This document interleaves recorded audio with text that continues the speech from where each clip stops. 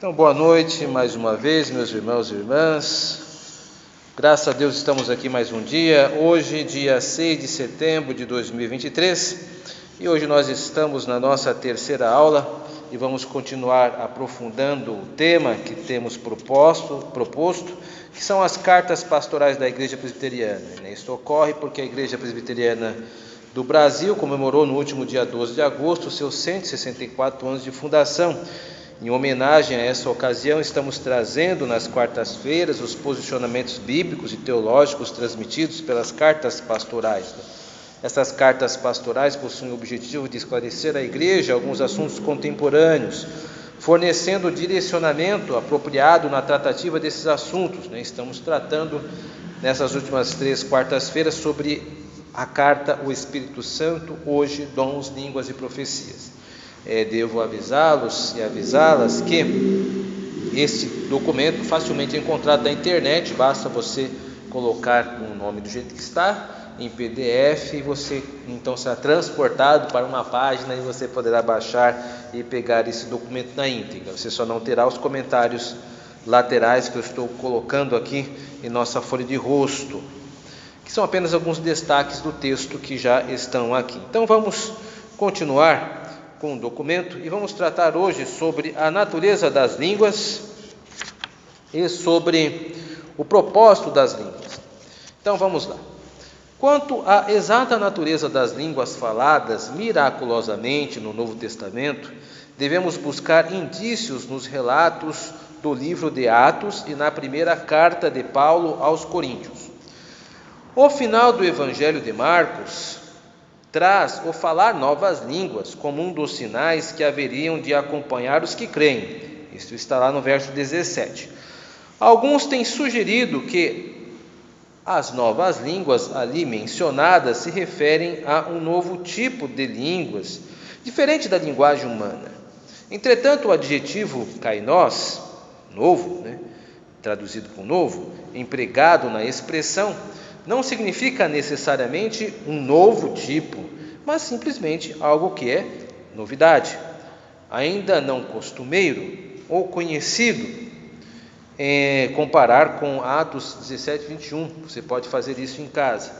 E em oposição a palaios, velho, grego velho, o sentido natural seria de falar línguas até o momento ainda não faladas pelos que criam, e portanto uma novidade para eles. A palavra traduzida como línguas aqui e em todo o Novo Testamento é a palavra normal em grego para a linguagem humana, glossa. Então, nesse primeiro parágrafo aqui desta sessão, nós somos alertados pelo narrador aqui desse texto que não devemos imaginar que existem vários tipos de manifestação do mesmo dom. Então, só existe uma manifestação do dom chamado dom de línguas ou dom de idiomas. Então não existe, por exemplo, um fenômeno que ocorreu em Jerusalém, registrado em Atos 2, e um outro fenômeno que ocorre na igreja de Corinto, e também um que Marcos, no seu evangelho, está no final ali descrevendo ou apontando apenas. Não existe, é só um fenômeno só, que é o de Atos 2. É isso que está sendo trabalhado aqui. Então, para isso, ele faz o recorte dessas duas fontes, o livro de Atos e o livro de Coríntios. Curiosamente, não há registro bíblico de outras cartas onde este fenômeno é contemplado. Por exemplo, você não irá encontrar nenhum tipo de debate sobre idiomas, línguas, o que quer que seja nesse campo de assuntos. Em Éfeso, na igreja de Éfeso, não vai encontrar na carta aos Romanos, não irá encontrar nas cartas pastorais, Timóteo, Tito. Este assunto só ocorre mesmo em Atos e Coríntios, centralmente falando, debatendo. Marcos faz um apontamento, só isso, de forma geral. Portanto, ele não fundamenta uma prática. Então vamos avançar um pouco mais. O segundo parágrafo continua assim: parece evidente que as línguas descritas em Atos 2 eram idiomas humanos conhecidos pelos ouvintes presentes por ocasião do Pentecostes. A declaração de Lucas em Atos 2:4 deixa pouca dúvida de que o milagre foi o de os apóstolos falarem em outras línguas que não as suas próprias, e não como alguns têm sugerido, o de que os presentes ouvirem em suas próprias línguas. O fenômeno, pois, foi dictivo e não auditivo. Não há qualquer indício de que as línguas faladas nas demais ocasiões mencionadas em Atos fossem de natureza diferente. Pedro considerou o que ocorreu na casa de Cornélio como sendo idêntico ao fenômeno ocorrido em Pentecostes, Atos 11 e 15. Então, há dois debates aqui. Primeiro, Lucas 2 fala acerca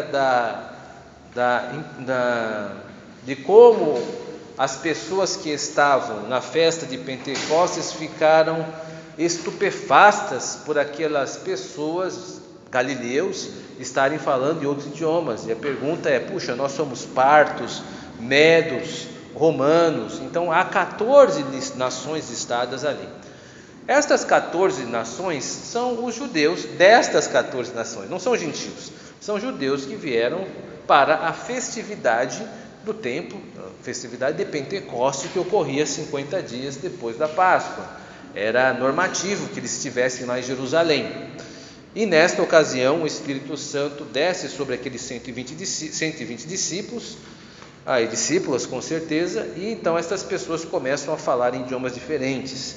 Este foi o grande fenômeno, foi um fenômeno de fala, de dicção, não foi um fenômeno auditivo, ou seja, que eu estou falando, por exemplo, agora em língua portuguesa e você começa a entender em japonês ou a entender em romeno. Não é este tipo de milagre, mas é o fato de eu começar a ser habilitado a falar em romeno ou em japonês, no caso, sem ter estudado, de uma forma milagrosa. Então, o fenômeno que ocorreu não foi auditivo, mas dictivo.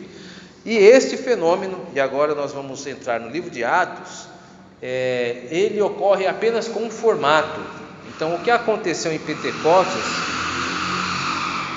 é algo que Pedro utiliza para comparar o que aconteceu com Cornélios no capítulo 11. Então, é o mesmo fenômeno, não são fenômenos diferentes. Então, nesse texto, em Atos 11, devo relembrá-lo que alguns irmãos da igreja ficam transtornados porque Pedro foi para a casa de um gentio, Cornélio, e ainda mais que chegou a batizar essas pessoas. Este é o grande episódio de Atos 11, e Pedro ele usa para consolar os irmãos de que ele fez a coisa certa, começa a relatar da visão que teve e também começa a dizer que estas pessoas manifestaram-se da mesma forma que se manifestou o fenômeno em Atos 2. Então é o mesmo fenômeno, a insistência desse parágrafo é idêntica a outra, só com outro tipo de argumentação mais interna do livro de Atos. Aí vamos para o terceiro parágrafo. Quanto às línguas mencionadas por Paulo na sua primeira carta aos Coríntios, embora sua exata natureza seja de mais difícil interpretação, não há qualquer evidência exegética, teológica ou histórica de que fossem diferentes do precedente estabelecido em Atos. Eu vou repetir aqui, tem alguns termos. Exegético quer dizer de exegese, de olhar o texto na sua gramática, na sua sintaxe. Isto é exegese, quando você olha o texto e vê as suas relações sintáticas, relações da língua formal, teológica já é uma questão de interpretação, de hermenêutica, é uma outra área, como eu interpreto. Eu posso ler, mas eu posso ter uma outra interpretação diferente da sua. Isso é a teologia, isso é a interpretação. Tanto é que existem inúmeras outras comunidades que interpretam alguns textos bíblicos de maneira diferente. Agora, cada comunidade tem que apresentar os seus fundamentos, tem que ser verossímeis com o texto, mas aí vai da comunidade. O fato é que existe essa leitura também, a interpretativa, e a histórica, que são dos fatos estabelecidos.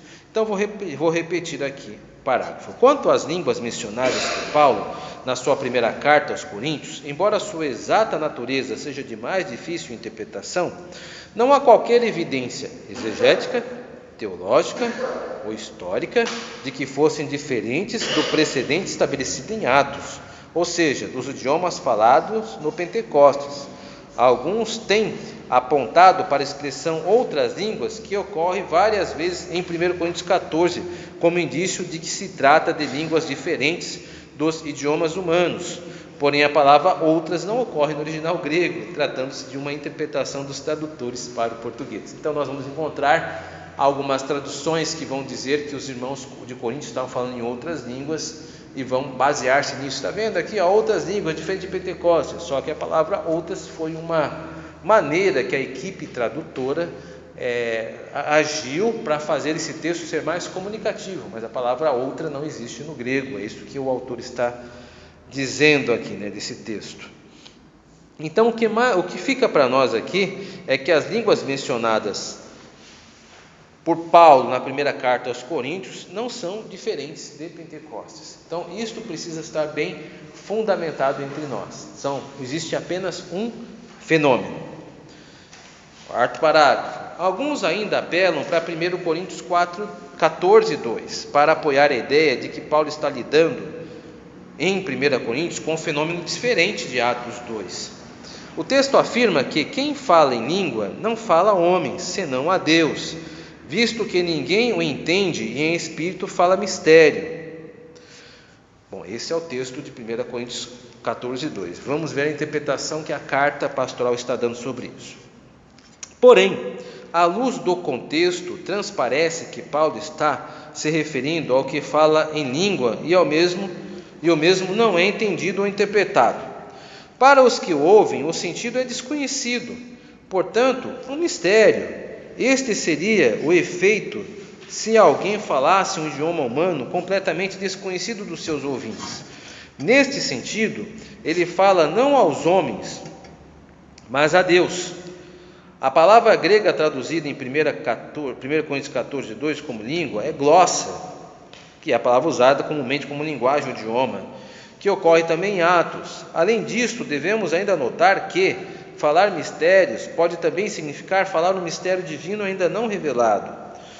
A expressão gemidos, vamos parar aqui antes de avançar, mas acho que ficou claro aqui de que o texto que diz assim, aquele que fala em outra língua e não é entendido, com Deus fala em mistério.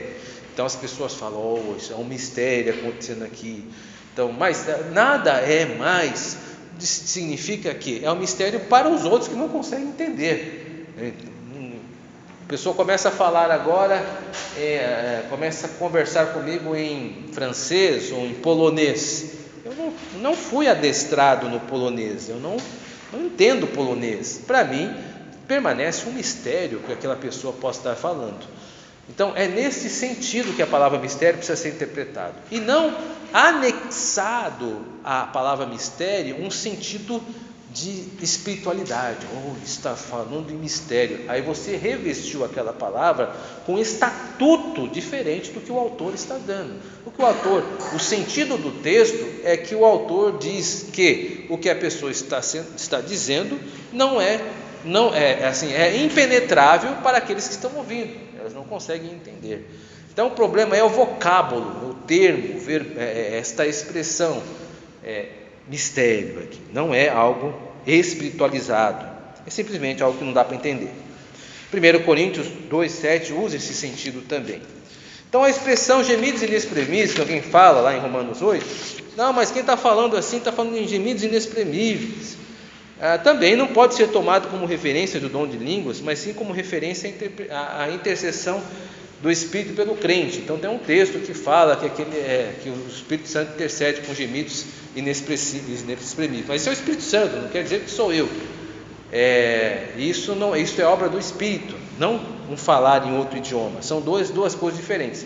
Romanos não trata de outros idiomas, quem trata é Corinto. Isso aí é você tentar ver no texto alguma coisa que ele não está falando. Tudo bem, meus irmãos, irmãs? Nós já vamos voltar logo nesse assunto para esclarecer mais. Por enquanto, vamos seguir para outro parágrafo. Caso as línguas faladas em Corinto ou em qualquer outra igreja neotestamentária fossem diferentes das faladas em Atos, esperar-se-ia que o apóstolo Paulo ou outro escritor do Novo Testamento estabelecesse a diferença em seus escritos. O silêncio de Paulo sobre a natureza das línguas, em sua primeira carta aos Coríntios, revela que o apóstolo está assumindo que seus leitores, vivendo alguns anos após o Pentecostes, estavam a par do que ocorrera naquela ocasião. À luz do precedente estabelecido em Atos, toma-se mais natural supor que as línguas de Corinto eram, como em Atos, idiomas humanos. Devemos observar que há várias evidências a este favor na própria carta aos Coríntios. Paulo claramente se refere ao dom como sendo falar língua de homens. A expressão "e de anjos" foi possivelmente adicionada por Paulo como exagero intencional, como também as expressões seguintes: conhecer toda a ciência e ter fé capaz de remover montes. Em 1 Coríntios 14, versos 20 a 21, Paulo claramente se refere a idiomas humanos. O dom interpretar, hermeneia glosson, no grego, pode também ser entendido como tradução de um idioma conhecido para outro. Os argumentos acima se tornam, juntamente com os precedentes em Atos, constitui-se um indício importante de que as línguas mencionadas em Corinto e do resto do Novo Testamento são um único e mesmo fenômeno. Em nenhum lugar a Escritura fala de dois dons de línguas distintos, e nem existem indícios inegáveis nas mesmas que nos obriguem a crer na existência de dois fenômenos distintos. Então, todo este arrazoado desses 4 parágrafos, eles desemboca na repetição deste argumento. Só existe um fenômeno de línguas, não existem dois. Por isso que ele interpreta aqui que o silêncio, a ausência de explicação de Paulo é um forte indício também sobre isso, em fechando com os demais que ele tratou anteriormente. Sobre a expressão língua de anjos, que está lá em 1 Coríntios 13, é importante destacar que este texto trata-se de uma figura de linguagem conhecida como hipérbole, ou seja, exagero, porque está lá: ainda que eu fale a língua dos homens e dos anjos, se não tiver amor, serei como brose que soa ou como símbolo que retine. E aí vai, né? Ainda que eu tenha o dom de profetizar e conheça todos os mistérios e toda a ciência, ainda que eu tenha tamanha fé a ponto de transportar montes, se não tiver amor, nada serei. Então são linguagens hiperbólicas, linguagens de exagero, aquela expressão que às vezes eu utilizo para ilustrar isso, né? Quando alguém diz assim para uma pessoa da casa: eu já falei 1000 vezes, não deixe essa toalha molhada em cima da cama. Não é que essa pessoa falou literalmente 1000 vezes, falou lá: olha, não, você não falou 1000 vezes, você falou 347 vezes. Ninguém está contando isso. É só uma forma de expressar de que você falou bastante, né? Então é a mesma forma. 5 vezes Paulo fala, por exemplo, da fé, fala de fé que transporte montanhas de um lado para o outro. Isso é uma hipérbole, é um exagero. Jesus Cristo se utilizou dessa nos evangelhos. Profecia, como conhecer toda a revelação, isso também é um exagero. Então essa ideia de língua dos homens e língua dos anjos precisa ser lida dentro destas 5 hipérboles. É também um exagero. Não está dizendo que os anjos possuem uma linguagem única, né? Isso seria por demais. Imagine só, se todo anjo, se existisse um idioma angelical, né, quando os anjos fossem tratar com os santos no Antigo Testamento, precisaria de um tradutor. Então, quando fosse um anjo encontrar-se com, por exemplo, com Josué, o anjo do Senhor se encontrou com Josué lá no capítulo 5 do livro de Josué. O Josué deveria dizer assim: pare, eu não estou lhe entendendo, né? Vamos chamar um tradutor. Ou será que você trouxe um léxico com você, um dicionário? Não houve esse tipo de conversa, porque os anjos falam a linguagem humana. Então não existe essa ideia de estamos falando a língua dos anjos, né? Não, pelo menos biblicamente não, né? Agora, se nós formos verificar nisso, aí vamos entrar numa ficção, aí vamos entrar numa fantasia, né? Aí vamos começar a acreditar em Crônica de Nárnia e que atrás do armário deve ter alguma passagem para outro mundo. Não é isso, né? Acho que não podemos reduzir a Bíblia a estas coisas, é um tipo de pensamento que não se fundamenta.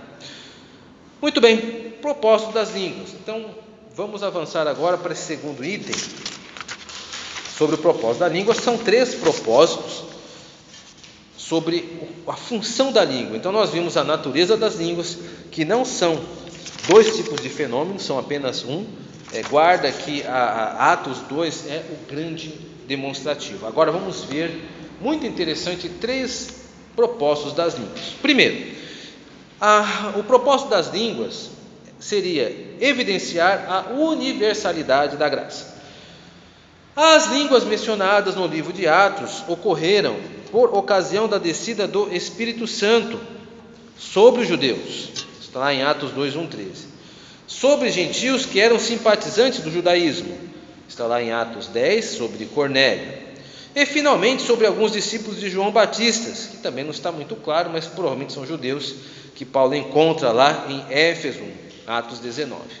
Aparentemente, elas funcionaram como evidência externa da descida do Espírito sobre estes diferentes grupos, refletindo o progresso do Evangelho a partir dos judeus, passando por grupos intermediários até alcançar finalmente os gentios, conforme Jesus determinou em Atos capítulo 1, verso 8. Em Atos, no capítulo 1, verso 8, está escrito o seguinte,